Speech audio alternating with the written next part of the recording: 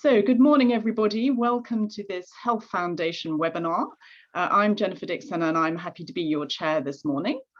Today we're focusing on technology. The NHS, as you know, is the UK's biggest industry.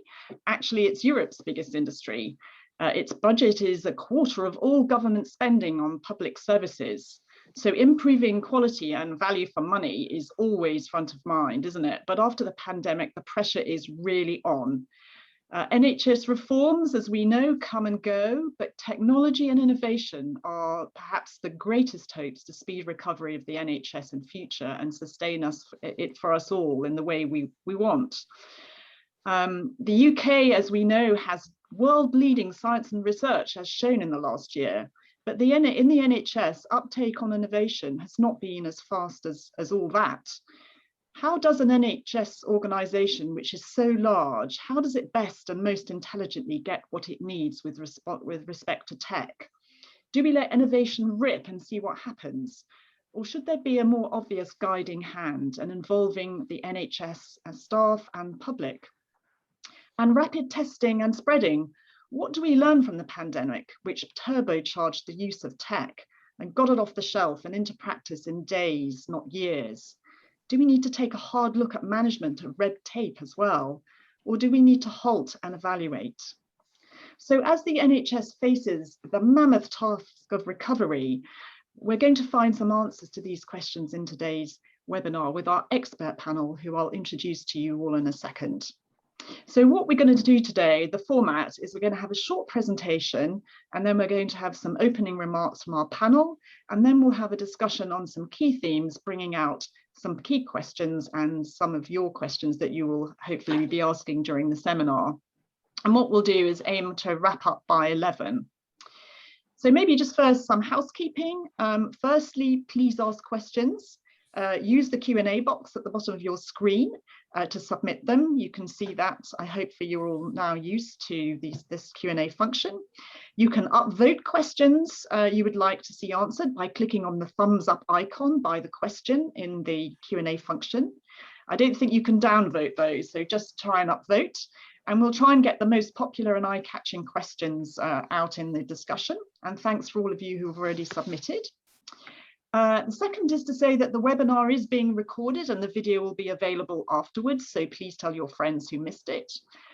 And then finally, if you want to tweet, it's hashtag NHS Tech. That's hashtag NHS Tech, so please feel free. So with all of that, I'm delighted to welcome the 4 guests on our panel. Well, actually 3 are here at the moment and the 4th will be arriving, we hope, in 10 to 15 minutes. But I'll introduce them all in the order in which they'll be speaking. So the first is our very own Will Warburton, who is the Director of Improvement here at the Health Foundation and leads all our programmes to improve frontline care. Will was previously a director of the World Innovation Summit for Health and head of operations for women and children's services at St Mary's and Queen Charlotte and Chelsea Hospital in the NHS. Next to him, we have Sam Roberts, who many of you know. Sam currently leads the Legal & General's investment strategy across the health and care sector. And many of you will know her from her previous role as Chief Executive of the Accelerated Access Collaborative, the national umbrella organisation for health innovation hosted in NHS England. And Sam originally trained as a physician. Now, Indra Joshi, who isn't here yet, but hopefully will be arriving soon, is Director of Artificial Intelligence at NHSX. She leads the NHS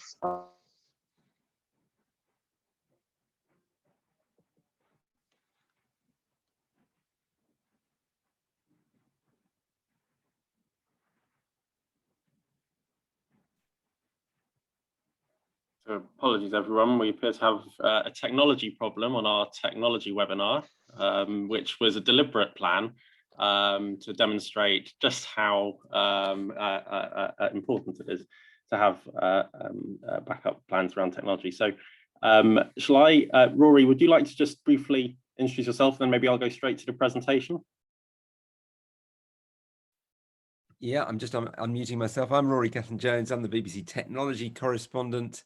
I have covered the tech scene in the health service quite a lot during the last year, not so much before that, but I will also be coming to this as a consumer on all sorts of levels of the health service, which has given me some insights into the problems of adopting technology, and particularly in sharing data. Fantastic. Thank you so much for joining us today. In which case, while we wait for our chair to reappear, I suggest perhaps I'll go straight into the presentation. So let's get going. I've a few slides to share. So I'm going to talk for around 10 minutes just on some of the opportunities and risks around the introduction of technology. And then I'm going to say a bit about what we think is needed to realise the potential of technology to support NHS recovery, and open up some questions for our panel. So firstly, the opportunity. As Jennifer said, the pandemic has turbocharged the uptake of innovation as a whole in the NHS, and technology in particular. And the chances are that if you've been using healthcare over the past year, or you've been delivering it, you've been using tech in new ways or more than you would have before. And that goes for established technologies like telephone consultations, electronic prescribing services, the NHS website and 111, but also some newer technologies and platforms. Seen increases in video conferencing, both for patient to clinician interaction, but also for communication between professionals. The rise of various apps, the NHS app itself for appointment booking and patient record access, and obviously for COVID, contact tracing and vaccination. And we've seen more remote monitoring of patients in their own homes, just to select a few. And there's understandable excitement about the potential when you look at the rising demand for care, more than 5 million now on waiting lists, large increases in demand in primary care and mental health as well, and constraints on a workforce that has been through an extraordinary period of strain, constraints on finance that will inevitably come over coming years. There's a lot of hope that technology can help in terms of NHS recovery. And that could be ranging from giving us the ability to monitor our own health, provide more personalised advice on how to stay healthy, improving administration, from basics of managing bookings to referral letters, scheduling, clinical applications like image analysis, perhaps artificial intelligence offering opportunities to detect signs of breast cancer or eye disease more rapidly and effectively. Or the use of interactive robots, either to help alleviate stress and anxiety at home and provide care and support. But at the same time, we know that all of this excitement, hype can sometimes outstrip the reality. And while there's a lot of excitement, particularly about advances in some of those fields like automation, robotics and AI, many of those applications require significant further development and real-world testing to prove that they're safe, effective, and help patients and staff. A lot of testing so far has been done in the lab. And expectations for what tech can do are often high based on our experiences in retail or in banking, but there are some reasons to expect a different pace in healthcare sometimes. The level of investment that the public sector can bring, the skills available, and the fact that the human dimension of healthcare means that there are some aspects of care that we might not want or might be hard to automate. And one size certainly doesn't fit all. So recent survey work we did with the public, for example, showed that of around 1,000 adults who had been using technology more during COVID, 42% recorded or reported that they thought that the quality of care was worse as a result, with those proportions slightly higher in older populations and people with a carer, who are obviously those with who make up a significant proportion of health service use and cost. This shouldn't be taken as a final verdict by any means. Many of those same people were optimistic and wanted to see more use of technology in future, but we need to make sure that we understand what works for whom and when, and adapt to make sure that these technologies are accessible to all. So what's required for realising the potential? I'm going to pick out 4 areas. First is setting the right priorities. So the NHS long-term plan will set the priorities for the NHS as a whole. But what are the problems that the NHS and patients really need innovators in industry and within the NHS to be focusing on?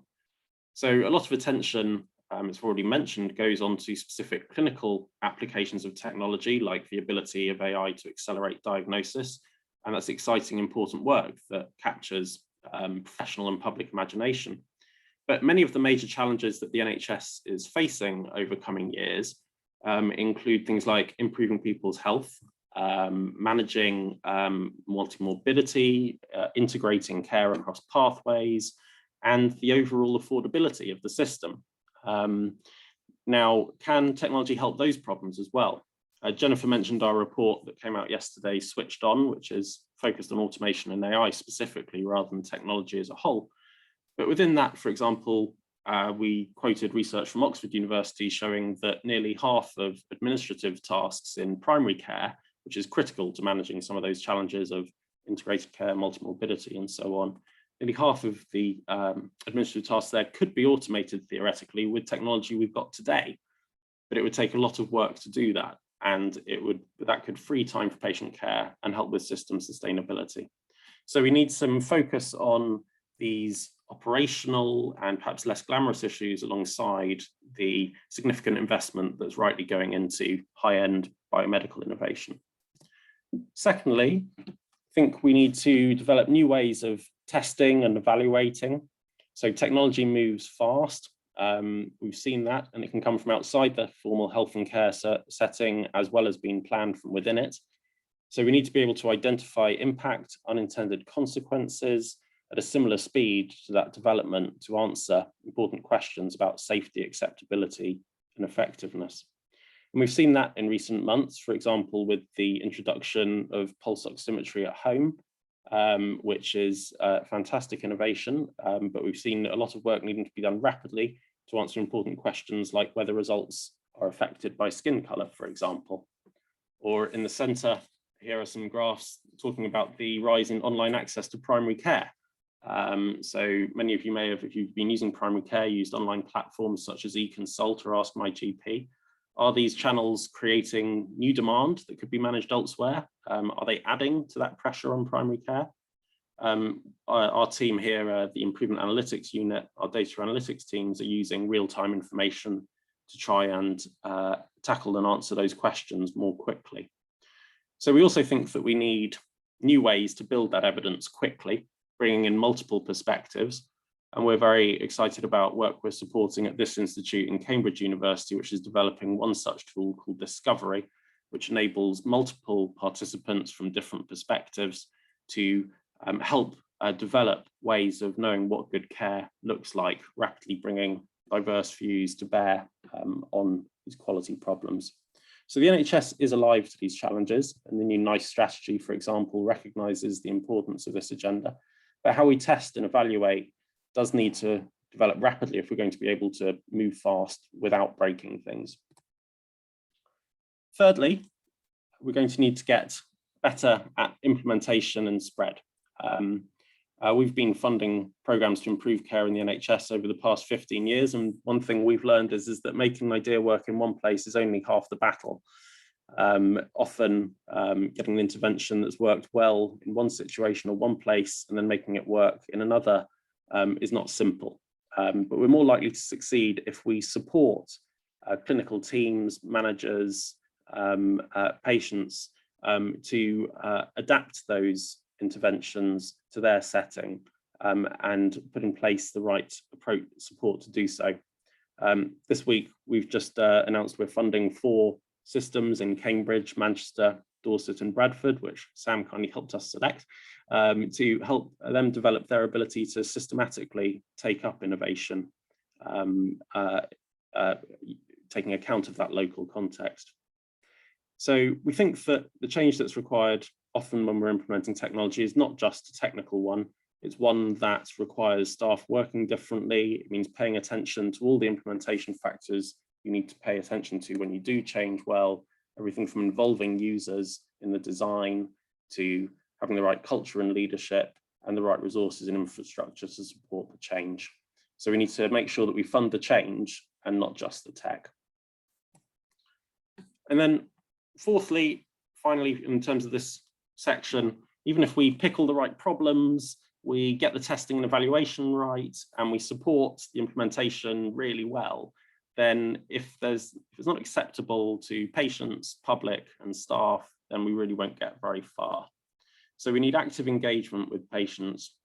This is an example of some survey work we did recently with patients, asking about 4 technologies listed here: self-check-in, communicating bad news by video, AI triage and robotic care, asking them, would those approaches impact on whether they felt their care was centered around them and person-centered?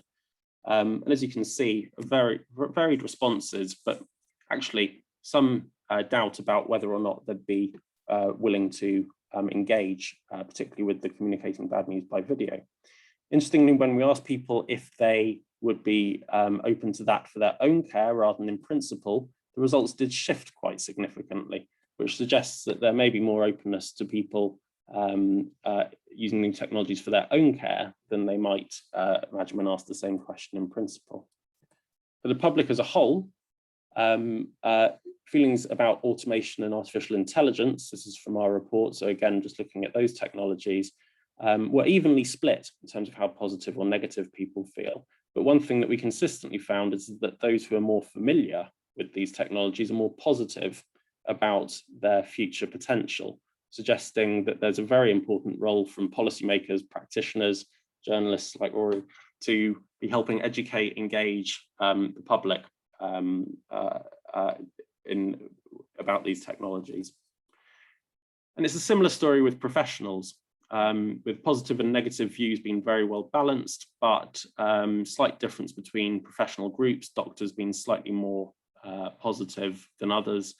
And likewise, we found here that the staff that are more familiar with the technologies are more likely to be positive about their potential. And again, given our experiences, is that staff engagement and enthusiasm around change is one of the critical make or break factors for making change happen in the NHS. Then creating space for staff to lead the introduction of these new technologies, experience them for themselves, will be really important. So I'll draw to a close there, just to mention our report that came out yesterday. That's available on our website or through the link there, focused on getting the best out of automation and AI in healthcare. And I'll hand back to Jennifer to explore some of these questions that she put to us at the beginning. Thank you. Thank you very much, Will, and apologies to the audience. The irony is that the technology cut me out as I was introducing the BBC technology correspondent. So my apologies for that. Anyway, it's great to be back. And I also wanted to welcome Indra, who has now joined us, who's Director of AI at NHS. So I'll come to Indra last. I did say she might be third. Hello, Indra. Welcome to the webinar. Thank you, Will. Just a question for you, Will, because it has already come up. It was the first question in the Q&A. What we've seen in the pandemic is a phenomenal acceleration of the use of technology, existing technology, that happened overnight, it seemed. There was a meme around, which was the NHS somehow as a staff group are somehow resistant to technology, and that is the problem. Can you say a little bit about that, given our surveys of NHS staff, which you just referred to, and can you unpack the word resistance here? What do you think might be going on that was suddenly overcome during the first weeks of the pandemic? Thanks, Jennifer. Yeah, I mean, certainly it gave the lie to that meme. We did some work on trying to understand what had enabled innovation as a whole to accelerate so rapidly in the pandemic. And there are multiple factors. Obviously, it's driven from the need to create social distancing. There's a sort of common purpose that suddenly emerges that really drives all activity through. Some things that are quite hard to replicate in normal circumstances. But we also saw some very nice collaboration at different levels of the system. So something that we call top-down clarity and bottom-up agency. So national bodies taking decisions and issuing guidance on things like anything from information governance and trying to reduce anxieties around that, but giving some leeway to people to innovate locally according to their circumstances that we think made a significant difference. I think in terms of resistance as a whole, it's interesting. I mean, the dynamics of resistance are very interesting in terms of healthcare change. Usually resistance has a reason. It's not necessarily that people are being obtuse or just saying, I don't want to improve care. In my context, I don't think it's actually about having genuine engagement with staff, genuine engagement with service users, and building them into the design and development so that acceptability is part of the process that is built into the process rather than being landed on from the outside. And that's where this good working between multiple levels of the system becomes so important, I think. Yes, and we'll come back to this, won't we? But there's also the difference between there isn't so much caution when it comes to trying new treatments, certainly medical treatments. We're as fast as every other healthcare system, it seems, with that, depending on investment. But it's the pathways of care that there seems to be more, where those are shifting. I wonder whether there's a distinction there between our speed of innovation and treatment. Anyway, we'll leave that one hanging because there are other questions related to that. And I'm now going to turn to Sam.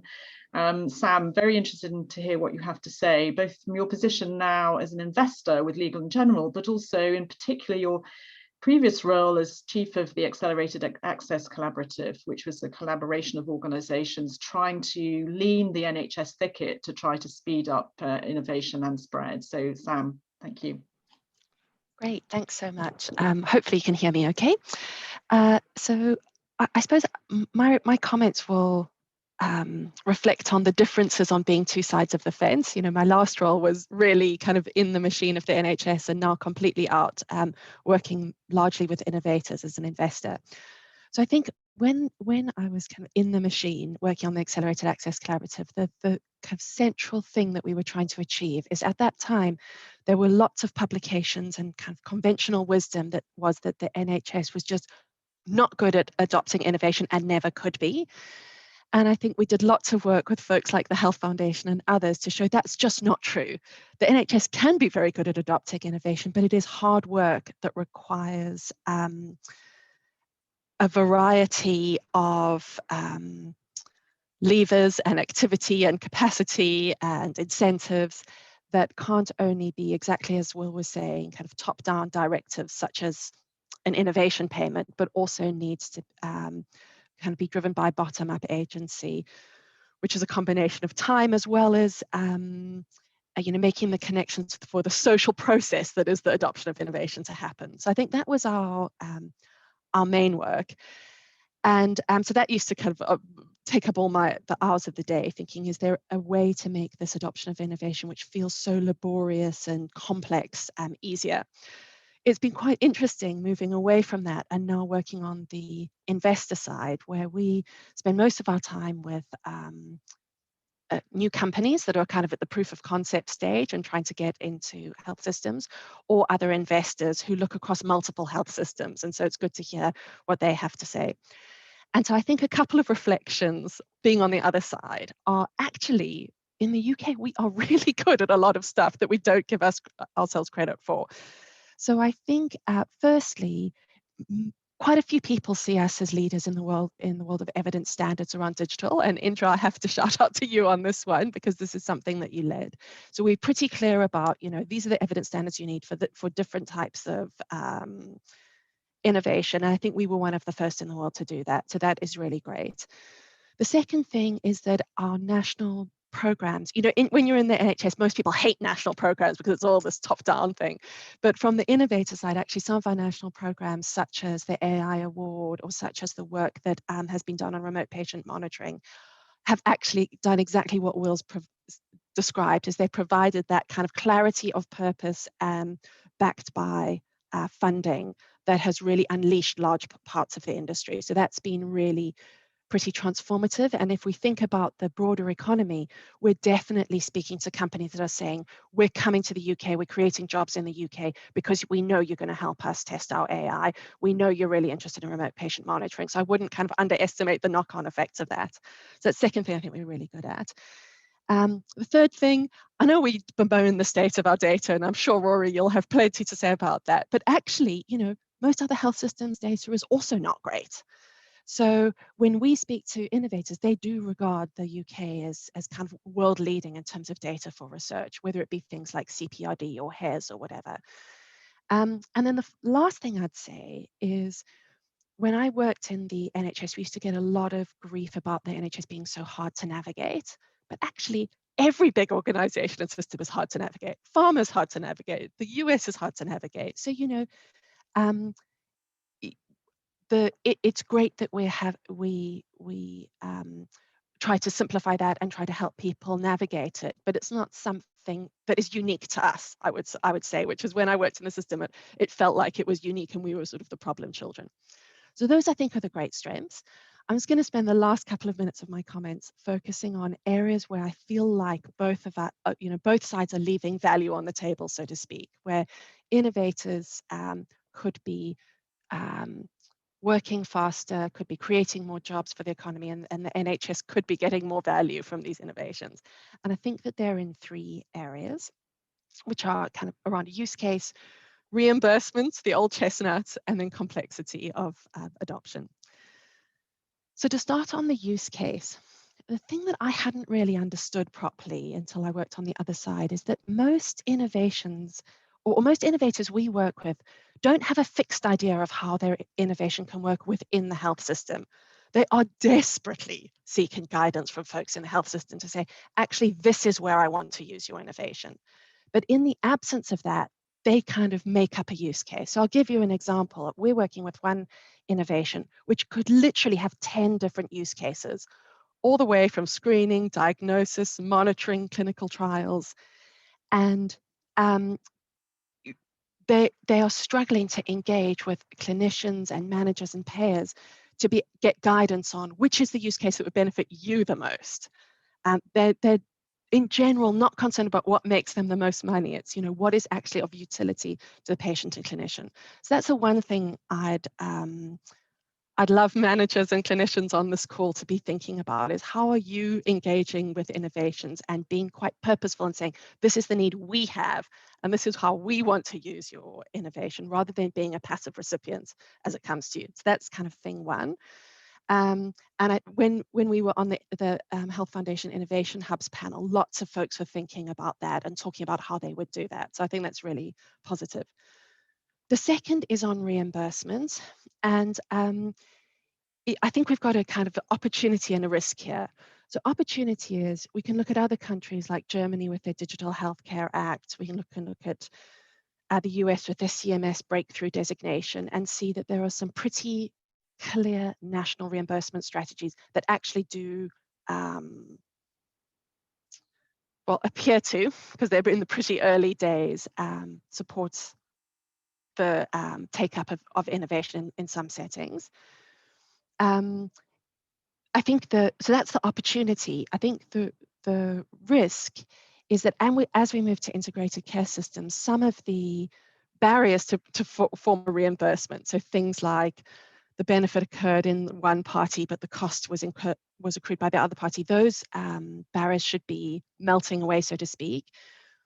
But when you're outside the system, you don't quite understand what's replacing them. So I spend, every time I meet somebody from an ICS, I say, can you explain to me how I should be telling my innovators how their innovation is going to be reimbursed? And nobody really seems to know. So I think that's a bit of a risk at the moment, is everybody's sort of waiting for some guidance. So that's the second thing, reimbursement, opportunity for national, we need a bit of clarity on local.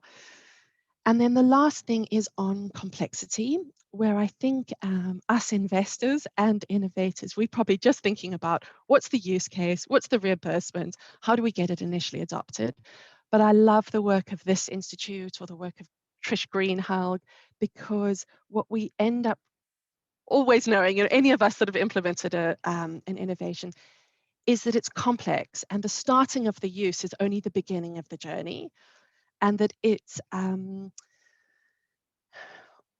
not just the pathway change that is difficult, because that almost can be mapped out on a piece of paper, but it's the conflict around perception, the conflict around ethics, the conflict around what quality of care actually means, who defines it, and how variable is that based on context and different people's needs.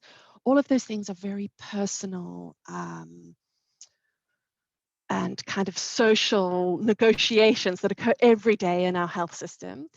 And I think it's so, the being able to successfully navigate that is the thing that's going to make the difference for innovations that succeed and scale in health systems versus just there's a bit of a burst of initial adoption and wither away. So I'll just kind of end by saying I don't think innovators or investors focus enough on that, and we should. And it's just so great to see the work of you guys and folks in Oxford on this topic, because it feels like we're at the tip of the iceberg of understanding actually what part of the social process needs to be in place to make this work. I'm going to stop now. Thank That's you. Wonderful, Sam. Lots and lots of points there and lots of questions that have been prompted by what you had to say.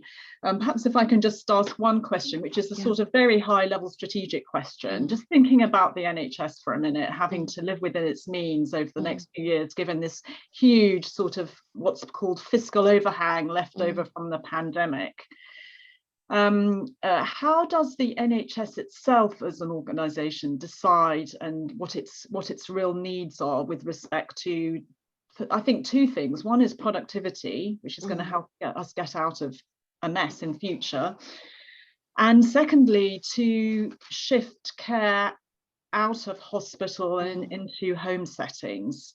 How, you know, when you look at demand signalling, which is the Accelerated Access Collaborative is doing, a lot of this is demand signalling around the better treatment for particular conditions or multi-comorbidities, all very important, of course. But what about these two big Uber shifts?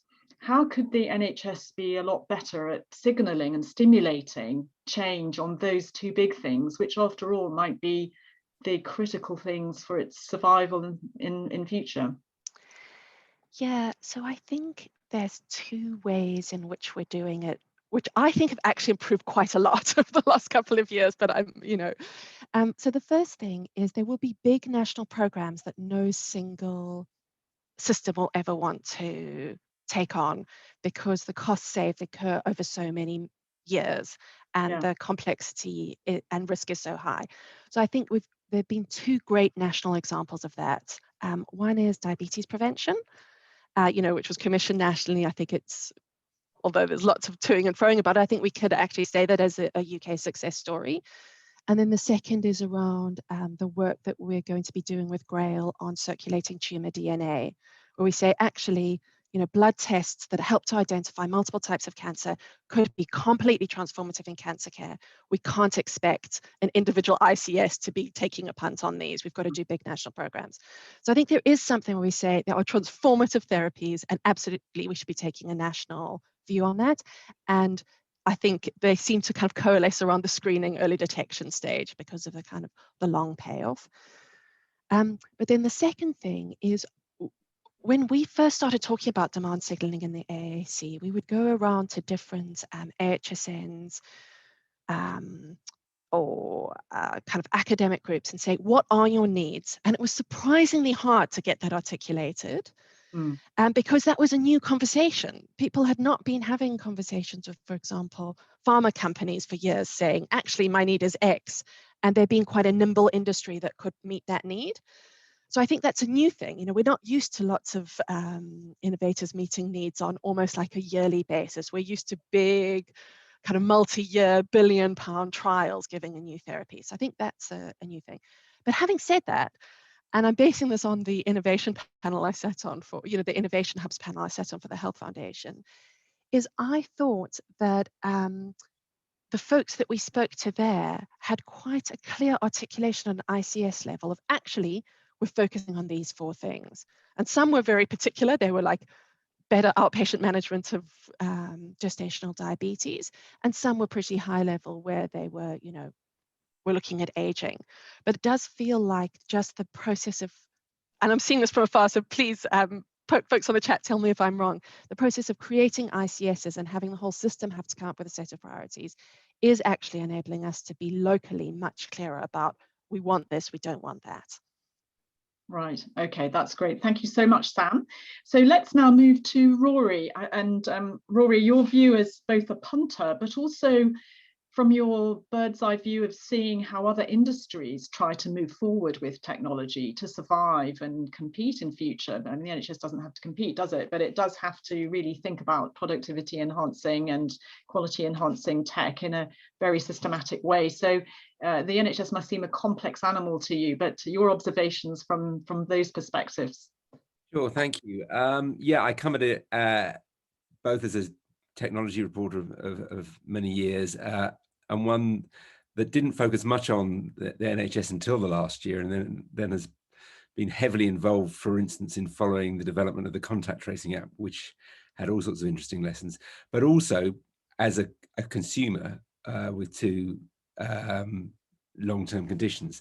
And I wanted to start with the negatives and then try and be a bit more positive. So from my experience has been great on the care front. I always say I go to Moorfields Hospital every 6 months and spend sometimes 5 hours in the basement in an incredibly inefficient process, and then meet the world's leading specialist in my area and get fantastic care, which I think is a kind of typical NHS experience. But my eye condition, which is why I go to Moorfields, was first spotted by the private sector, by my optician, who has great technology, interestingly, and over the years until recently has been frustratingly unconnected with the health service, to such an extent when a few years back, when I went in and she spotted something new and wanted to communicate it to my GP and onto my consultant, she asked me to get my iPhone out and film the screen, because she was unable to share these images with my GP. She said the only way to do it would be to effectively print them out and fax them over, which is obviously not good. So that gave me some insight into the horrendous problems of, I mean, which we all know about joining up systems, which seems to have got a bit better. On the positive side, I'm seeing a vast amount of innovation, particularly over the last year. I've got a number of friends in the health service, and one, a palliative care doctor, told me just how quickly things had changed back last March. Just as an example, I mean, there is huge frustration, as far as I can see, amongst health service personnel who are keen on using technology, but are hamstrung by the quite understandable caution which inhibits the organization. So, for instance, getting elderly patients to do FaceTime calls using the hospital network or using their own devices or devices supplied by relatives, they said would have been impossible before the pandemic, because rules is rules and you were not allowed to use those devices on a hospital network. And suddenly, magically, all those things disappeared. And we, as we know, we had acres of innovation within a few months. And I'm seeing all sorts of hopeful stuff, experiments with AI in terms of diagnosis and so on. I'm a Parkinson's patient. I'm on a trial involving using AI to monitor symptoms more carefully and develop wearable technology, and all that's great. But what I observed during the development of the NHS COVID-19 app was two things: that got a terribly bad press, including partly from the BBC, although in the end I concluded that the attempt had been more successful than people realized. But I came away with the impression of brilliant teams within the NHS and some of the private contractors they hired, hamstrung by poor leadership. So continually naivety amongst the political leaders about what the tech could achieve. A Bluetooth contact tracing app was absolutely cutting edge technology. Nobody knew whether it worked. And the technologists were saying, you do realize there are huge problems with Bluetooth as a way of measuring distance between people.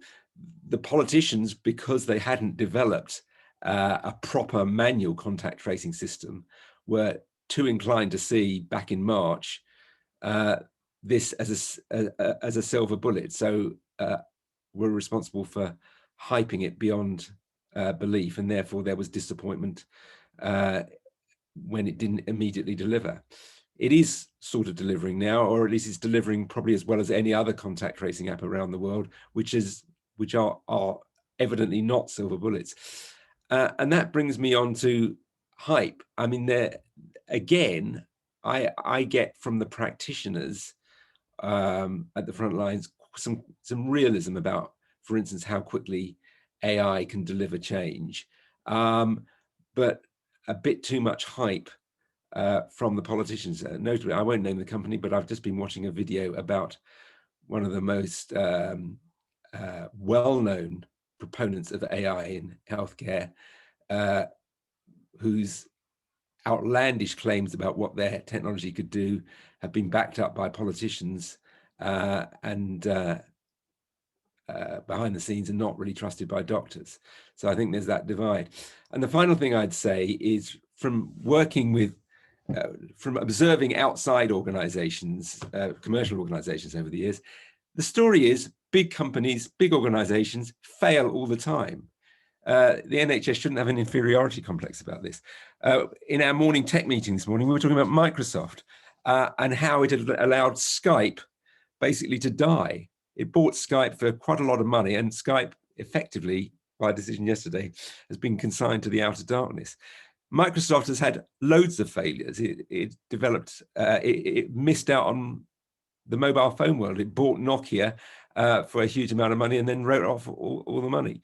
And yet it is now valued at over $2 trillion. So you're allowed to fail in the private sector.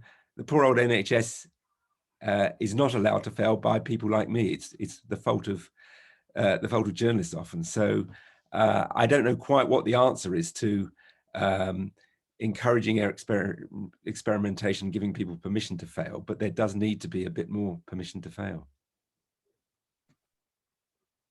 And what might be the positive messages that I mean, there's no other industry as large as the NHS. There's probably no other industry quite as complex as the NHS, given all the things it does, Rory.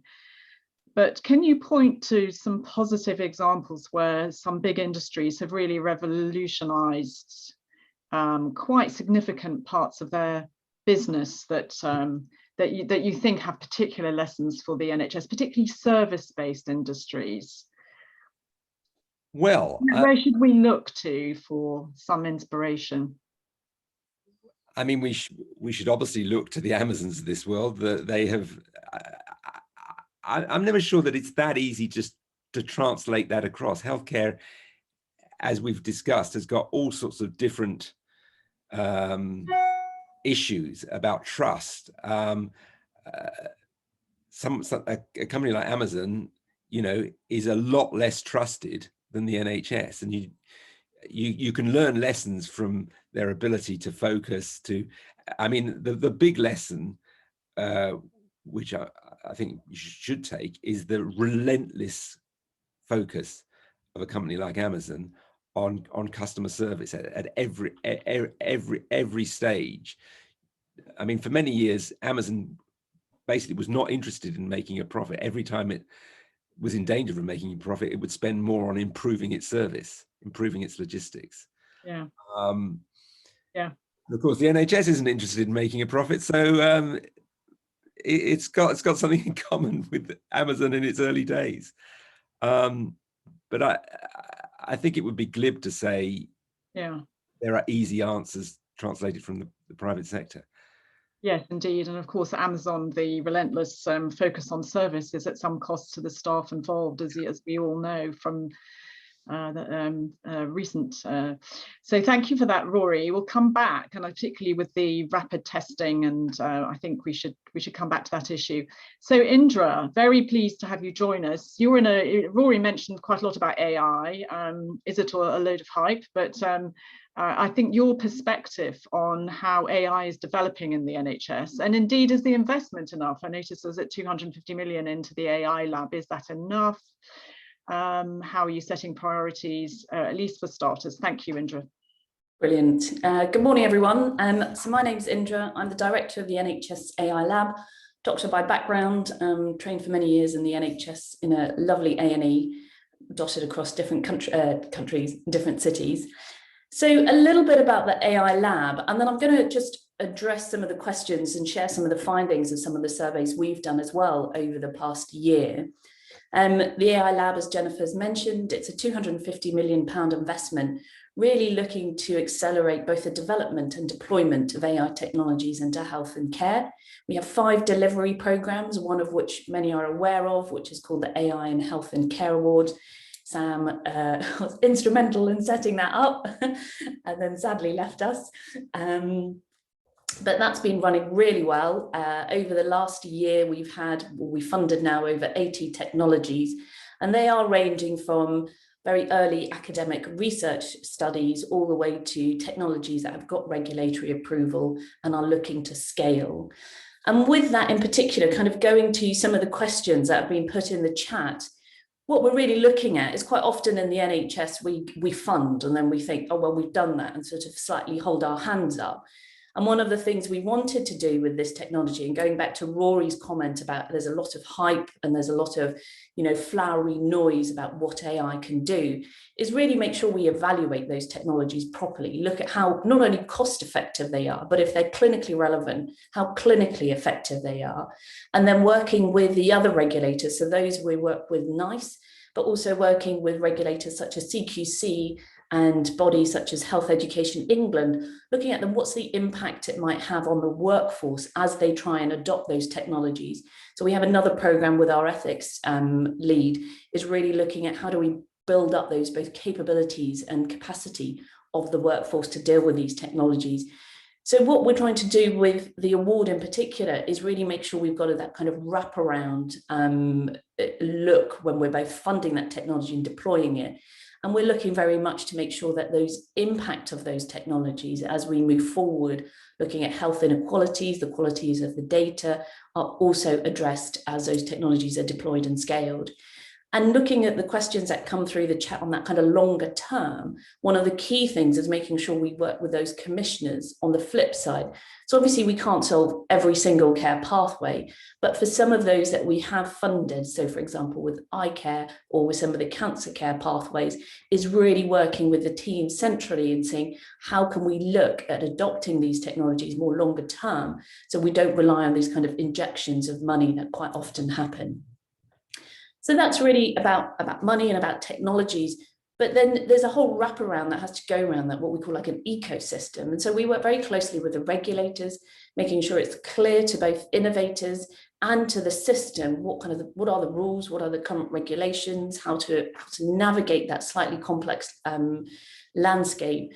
We've got great partnership with yourselves at the Health Foundation, also looking at some of those nitty-gritty issues. So this is through our ethics program, about making sure we address issues such as data proportionality, quality, bias, but also on the flip side, we look at working with the policymakers and the funders, looking at what we call algorithmic impact assessment. So again, making sure as we develop those models that we can interrogate them and then make sure we can put them into the system and into policy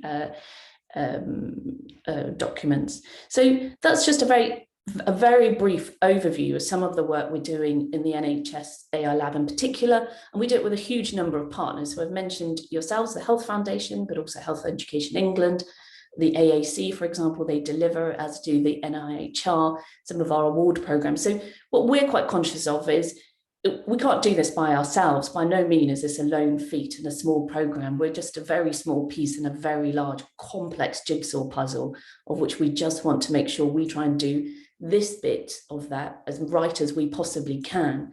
And then we look outside as well. So we make sure that we're not just doing this kind of quite insular. As colleagues will know, AI technologies rely on large quantities of data, but also making sure that those rules, those benchmarks, those processes are acknowledged more internationally. And so we work quite closely with the WHO, and they have a working group via the ITU looking at processes both in clinical evaluation and benchmarking. And so we really plug into those. And then just putting a little bit of realism back onto this, the topic of this debate, which is around, the technology in the NHS. So earlier in the year, we did a scan. We do a yearly survey of both innovators and commissioners to say, how has technology really helped you? Do you think it's really, do you think your technology is really ready for the market? And we're quite conscious that, the pandemic has had both a positive effect, but also a negative effect. And innovators have said that to us. We had a third of developers, for example, say that actually the pandemic has had a negative effect. And none of this is rocket science. I mean, there's a lack of engagement from frontline staff, naturally, because they were redeployed into different areas. There was also a lack of capability to collect the data because, again, staff may have been redeployed, or there was just not the manpower to do that, because people quite often think building that model at the very end is, that's sometimes considered the very fun part, but actually all the part that comes first when we look at AI technology is actually quite resource intensive. So we're also quite conscious that the system has been under a huge amount of pressure.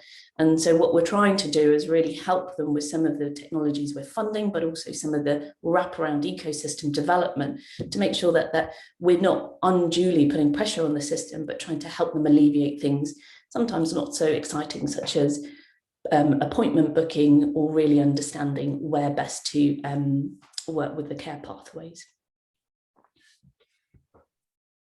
Very helpful. So just for those who may not know so much about NHSX and AI, could you just sort of say, if there's sort of 4 big areas, there's sort of stimulation of innovation and working with innovators and other investors like UKRI, there's the regulatory aspect, there's the testing aspect, and there's the spread aspect of AI. What's your balance of activities across those areas? So I'd like to say that they're quite balanced, yeah. As with all things. So, for example, with the regulators, unfortunately, we've had a global pandemic, and their attention has been naturally drawn towards things such as making sure we get vaccines out there. And so what we have to do is make a balance, as with all things with resources. We're trying very hard to make sure and I keep going on about this point about evaluation, because for me, I really think getting that evaluation right ensures longevity. And quite often people love to give money up front, and with no disrespect whatsoever to investors, quite often they love to see the quick fixes or the quick wins. But for those clinicians in healthcare, and for anybody who's experienced, Rory is talking about, having to take a video, there's a longer term burn here, which we need to get right. And if you rush the first bit, actually you lose the integration. And a very good example, for example, would have been the PACS system. I mean, we all remember, popping the X-rays up on a light box about 15 years ago. But when we installed the PACS, looking at images on a digital screen, that was a good investment. It was rolled through, and actually it's now obviously there's a digital age of transferring images in many different ways, although Rory would beg to differ with having to take his video. But that was something that added longevity, and that's the kind of thing we want to see, that real integration then into systems. That's great. Thank you so much, Indra. Right, so we've had 54 questions, which is fantastic. So you've obviously stimulated everybody. So let me try and come to some of these then for everybody. So the first question, and you all don't have to chime in, maybe just jump in if you particularly want to. There's quite a few questions about the kind of thicket idea. This is just really complicated. It seems very fragmented. There's UKRI, there's NHS, there's businesses. How do we move forwards on this thicket, I suppose, is the first set of questions, because if it's all the potential for duplication is huge, isn't it, of effort. So I think maybe that I'll just direct that again to Sam first off, to see if she would just have a go at that first basic question. Yeah, so my mental model of this is that the NHS is a fantastic place to validate technologies.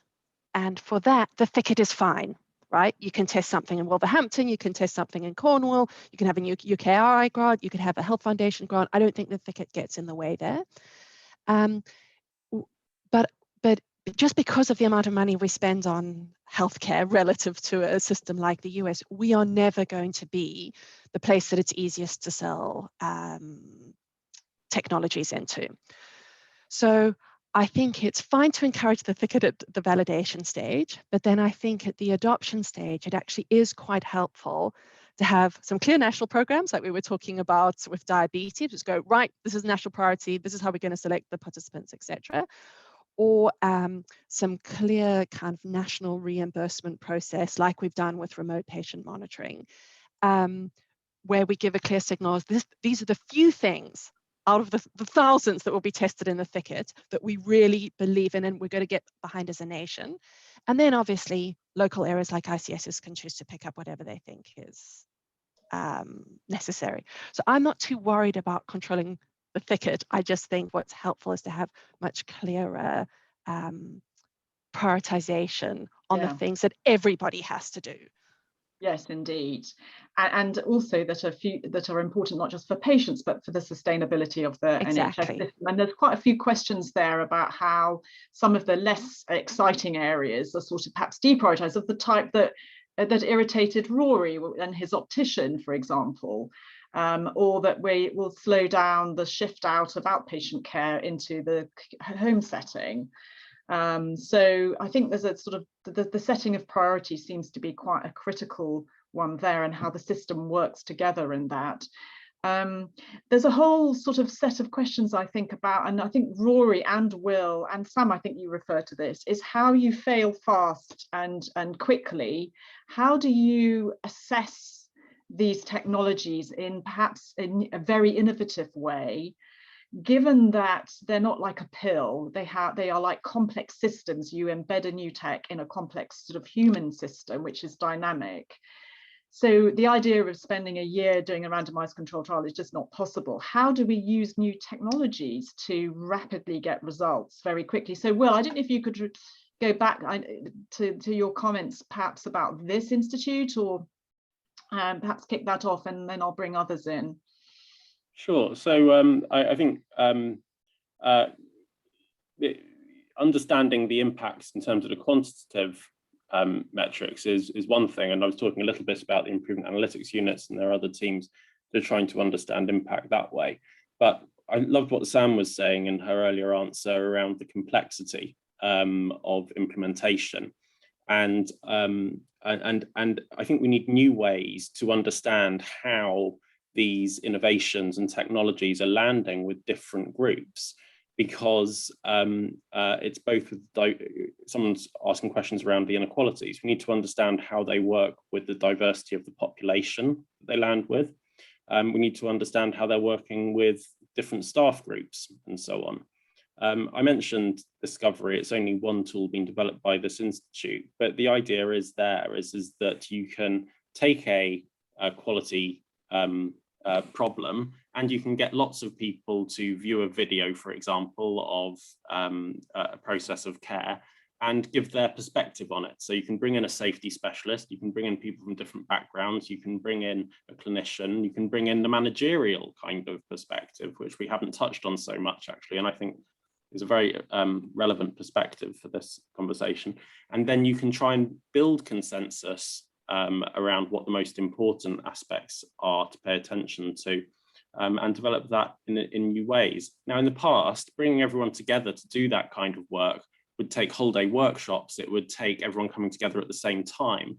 Asynchronous methods that allow people to participate in these kinds of exercises do give us different possibilities in terms of doing that qualitative evaluation and understanding how things are really being experienced by people. And I think that's a very exciting area of development and evaluation.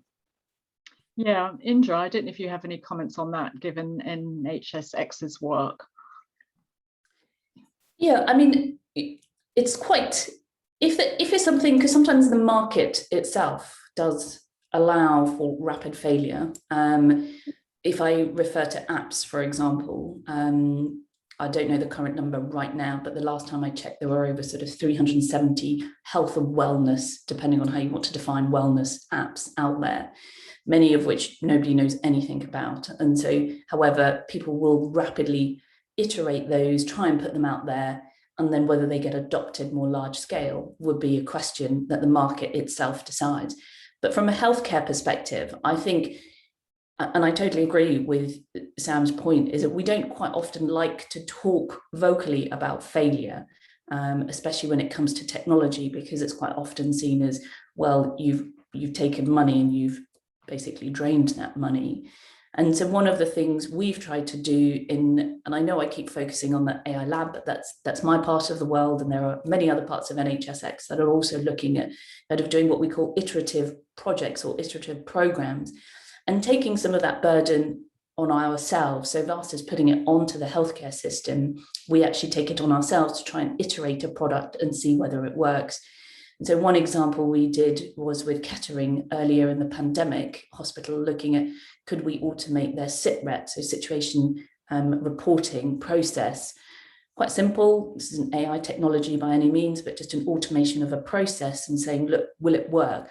And by actually supporting them, it freed up some of their frontline staff or their technical staff to actually work with the team directly and make sure that that product worked for them. And now what we're doing is trying to see whether we can take that code and use it more widely. And so by sometimes taking the burden off an institute or a trust and taking it on yourselves is one approach of trying to say, well, look, can we actually do this a bit more iteratively? And then that cost as well is taken on internally. Thank you, Indra. And Sam, you work very closely with the UK research industry, as it were, the particularly NIHR inside the, and I'm involved with them too, and obviously UKRI, MRC. A lot of the medical paradigm is very much a kind of gold-plated assessment, isn't it? And how far do you think they have got to do some work on these more rapid, iterative ways of assessing, which Indra is talking about and will? Yeah, I mean, I think that there's obviously a lot to do, but I think technology itself enables this. So if I think of some of the technologies around remote patient monitoring, where you've got a digital platform that can pick up some of the questions we've had about PROMs and PREMs at exactly the same time as it's picking up your blood pressure and your respiratory rate, etc. So I think the tools for data gathering are improving, and we've seen adoption of that on the clinical research side just go bonkers over the last year. So I think that's becoming a bit easier. I think most of the innovators we work with exist outside the NIHR gold-plated ecosystem, right? They are never going to be doing multi-center, 1,000-person CRN portfolio studies. They're doing little single-center, 100-person tests, and I think that that's actually completely okay. What I think, if it were me, kind of waving a wand, the thing I think that those guys are most looking for is guidance on what is the data that they need to collect that would make people believe the technology should be reimbursed because it's helpful for patients and clinicians. And so I think that's kind of the bit of the jigsaw that's missing on the rapid evaluation. Is there going to be a nice digital guidance process? You know, what's the end point we're all going towards where we can go, don't worry, everybody, somebody's looked at it and they say it's fine, even though we've only done this on 100 patients. Yeah, thank you. And just staying on this theme, Rory, if we want to fail faster, some of the things we really need to do in the health service, as some of the questioners are saying, is to look at patient-facing, large volume patient-facing things, you know, how you have your repeat prescriptions, how you book your outpatient appointment, how you interface with the system. Given what you said about politicians on the one hand being averse to failure and pro-hype, how do you think that we could, as a, you know, is it the NHS as a large industry could have small iterative tests in this sense and not get tripped up by so-called failure? Yeah, I mean, anyone who's worked in an organization I've worked in the BBC for nearly 40 years, knows that within that organization, small teams work, big teams don't. So, and I was just thinking about this trial that I'm involved in. I'm going to make another point that, innovators can come from all sorts of backgrounds and can have a huge impact. So this trial of Parkinson's wearable kit, using being taught, basically being taught to recognize different symptoms, it's a small team. It's on the one hand a consultant, a brilliant young consultant neurologist at the Charing Cross Hospital. On the other hand, some biomechanical engineers at Imperial College. They themselves have already started a small spin-out company. It's a kind of good model for innovation. It may work, it may not, but there are other similar small teams doing probably identical work. And out of one of those teams, something will come. It's not some huge national program. It's kind of random small teams that have zeroed in on this problem. Yes, thank you. And that leads on to another question, which is Andy Webster, thank you so much for asking that question, who says it's great talking about artificial intelligence, but some of us are still using Windows 7, waiting for login, running applications on creaking infrastructure. Is it like building a house on sand? Martin Marshall, the chair of the RCGP, said that he took 7 passwords to get into his GP system. And I remember way back 2 decades ago, I think it was, Alan Milburn sort of being fed up because everyone was faxing each other. And I think the banning of fax machines, various ministers have. So in a sense that there's a balance here, isn't it? How much do we really sort of go off with the frontiers of innovation, and how much do we really sort of tackle our backyard with some of the basic stuff, which after all Rory did mention with respect to opticians, not even mentioning it, being able to link to the GPs. So balance of investment here. Who shall I turn to there? Sam. So, I mean, I think Indra would probably be better than me on this, but my understanding of NHSX is that they are kind of radically pro fixing the basics. And Matthew Gould, the chief executive of NHSX, I mean, that's what I hear him talk about all the time. So I think if anything, the focus is on fixing all the basics, like the single sign-on, etc. My only kind of counter argument to that is I remember once going to a lecture by Don Berwick, the kind of the god of IHI, and he has this lovely slide on if you want to fix quality improvement, you don't focus on the lowest quartile, you focus on the top quartile, and by making the top quartile even better, you pull the whole system up. So that would be my only thing, is it can't ever be only, it also has to be an also, get the basics right, but also focus on the frontier, because it will bring the whole system up together. Yeah. Yes, thank you. And that comment, I think, refers to quite another other points made in the chat, which is about inequalities. There is a meme at the moment, no one left behind, we're all in it together, which is absolutely true. How do we keep innovation at the right pace to include everybody? Or is there also a trickle down phenomenon there that we should be, or is that just the road to bias? Indra and maybe Rory on that. I mean, absolutely. We all believe, and as a clinician, I'm sure the clinicians here also believe, we want to make sure that we make the right decisions in partnership. That said, and I'm just going to be quite honest and blunt here, quite often medicine is seen as quite patriarchal. It's like there's a hierarchy of decision making, and I've spoken to friends and colleagues who quite often said, I'm an expert in my condition, I know exactly what's wrong with me, and I've lived with this for my whole life, and yet I've been treated as though I'm, very inexperienced in what's going on in my body, or they're not believed in what's happening. And I think when that situation arises, there's a real need to change that. And that really has got nothing to do with technology. But what technology has enabled is that, we call it that empowerment of people to have that decisions made They can make them themselves. For example, something really simple is trying to book an appointment. You can book an appointment by yourself, find information, find real information versus sort of fake information. And I think as we look, Sam talked about trials as well. I mean, we quite often do them in clinical trials. Very often we have patient participation involvement. That's kind of standard part of practice, but it's not always been the same when you're developing a tech product or a service, and really trying to involve patients in those, or any end user. And so I think that kind of user-centered design process is something that we in NHSX for certain are very much adopting. We encourage all our partners to adopt.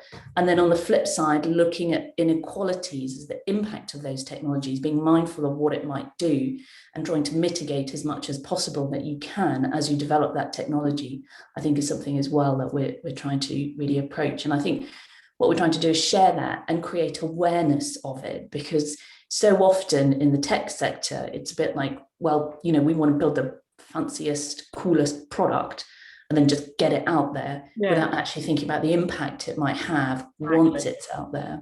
Exactly. And Rory, do you know who instead sort of walks the walk as well as talks the talk on that? Well, I was going to make a different point. I was going to make the point that the single biggest tech innovation, from my point of view, is something incredibly simple. We get very excited about flash stuff. It's being texted about my appointments, being reminded about my appointments, having that very simple interface, which it's amazing it took so long. Suddenly, this is the last year, everything that I do, and I have engagement with 3 different health organizations, 2 hospitals and my GP, it all arrives via text. That is incredibly simple, makes a great difference. And then when I see a lot of excitement about care robots, I go, oh, please. That sort of stuff is massively overhyped, and I think there's huge dangers. I mean, I was horrified to be introduced at a tech show to a robot that could deal with patients with dementia. It was going to be popular in Japan, because the inventor said, well, the old person can say the same thing to the robot 100 times in a row, and the robot will not get impatient, whereas the human would. I think that kind of attitude is a bit too common. Thank you. So Sam, a last word for you, I think, given time. Thank you. Sorry, there've been 2 comments here, which I did just want to clarify. So one was investors care about making quick money and innovators just want to do the new flashy thing. And I think that's been my biggest surprise coming over to the other side is, one, investors don't want to make quick amounts of money. Most investment time horizons in this market are 5 to 10 years. So that's one thing to bear in mind. And then the second is most innovators come from a very customer centric point of view, like you were talking about Amazon, etc.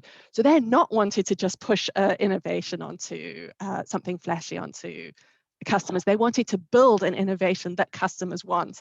And so if those are the 2 things I would kind of leave the audience with, our interests are completely aligned. They are not misaligned at all. That's great to hear, and it's a great point to end. Thank you all so much. I'm so sorry we ran out of time. You've had a great set of questions. I hope we can publish those questions somewhere. I'm sorry for those who we didn't get to. But meantime, I just want to thank you all, the audience, but particularly our panel speakers for all their insightful comments. Please remember this is on demand, so you can watch this afterwards and digest the points again if you want to, or as I say, tell your friends. Also to say, again, remind everybody, there was a really thoughtful automation report which came out called Switched On 2 days ago. Got a lot of an examination of these issues, which I think which I highly recommend you to have a look at. Our next corporate webinar in the series is on the 6th of July, and there we lay out all the evidence we've been collecting on COVID. So it's called the COVID Impact Inquiry. Please join if you're interested. There's a link in the chat function that Nick will put in, and also our monthly podcast. Don't forget to have a look at that, which is next time on the health in Glasgow, which is one of the areas where health is most stressed. So I think for today, thank you so much. I think we've got some good points. We've got a point about the thicket, about demand signalling, about better testing and inequalities. Those are some of the points that I've taken away. You'll have taken away your own, but really good kick of the issues. Very important to keep abreast of this, even at its high level way. So I hope you got a lot out of today. Thank you very much for joining, and many thanks again to our expert panelists for their insightful observations. Thank you all very much. See you next time, everybody. Bye-bye.